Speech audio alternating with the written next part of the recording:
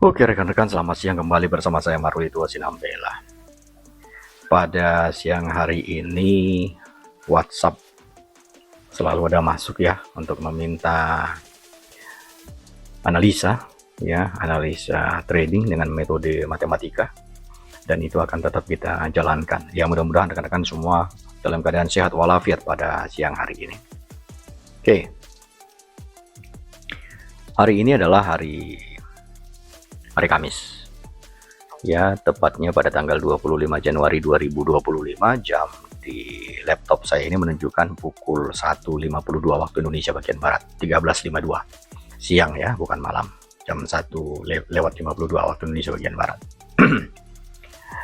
Baik rekan-rekan, seperti biasa ya, sebelum kita membahas perihal tentang teknikal, pertama kita perhatikan dulu data apa yang akan keluar pada hari ini. Hari ini kan ada data yang sudah keluar, jadi kalau yang sudah keluar kita tidak perlu bahas, tapi yang perlu ditunggu adalah ternyata nanti ada Swiss franc juga yang akan keluar pada jam 3. Kemudian klaim pengangguran jam setengah 9 ini ya. Jadi klaim penganggurannya ini dari 1859. Nah, mereka ada nambah satu angka nih ya. Berarti yang mengklaim pengangguran bisa lebih banyak menurut prediksi mereka. Dan juga ini yang berkelanjutan ya rekan-rekan. Nah, berarti ada penambahan. Kalau untuk klaim pengangguran awal, nah dari sebelumnya 217, mereka memprediksi akan 221. Ini bakal lebih banyak yang mengklaim nih. Kemudian untuk Kanada, retailnya juga. Nah, ini retailnya penjualannya sama ya, mereka nggak optimis, tapi tetap sama, pesimis seperti itu. Nah, kemudian untuk retailnya month of month di bulan November, nah ini wah kecil sekali ya, dari 0,6 mereka cuma 0,2%. Kemudian untuk nanti malam jam 11 itu ada pidato Presiden Amerika Serikat Donald Trump. Nah, sebenarnya rekan-rekan, ini ada ulasan juga yang sudah ini bagi-bagi ya rekan-rekan, kalau misalkan membaca terus uploadan dari saya di sini secara teknikalnya lebih spesifik saya buatkan di sini. Tapi ini kan membahas perihal emas. Jadi perihal emas rekan-rekan bisa melihat detailnya dari sini.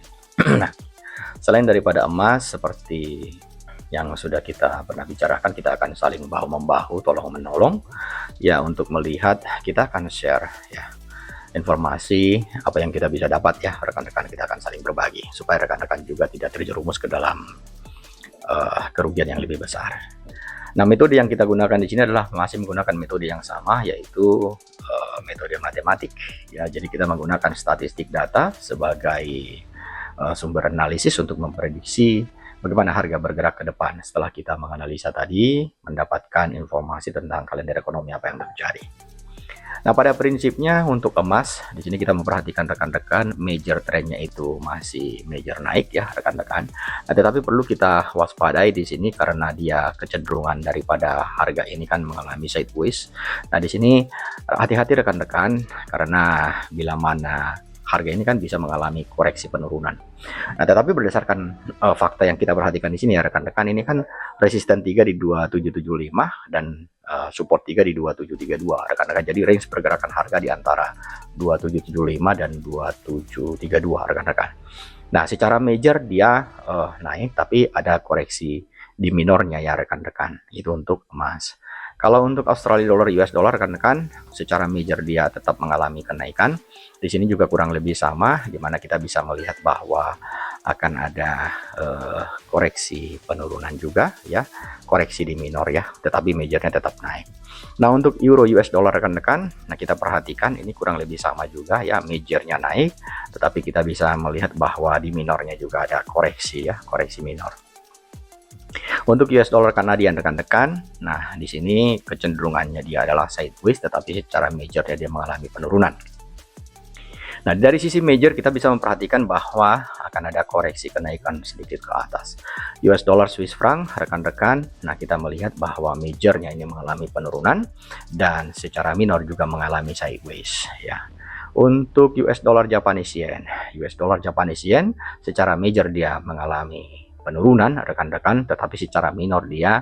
Nah, kalau dari konsep kita, apabila data ini sudah melewati deviasi daripada regresi kita, maka untuk saat ini kalau di di produk ini artinya kita kecenderungannya untuk wait and see untuk dolar yen.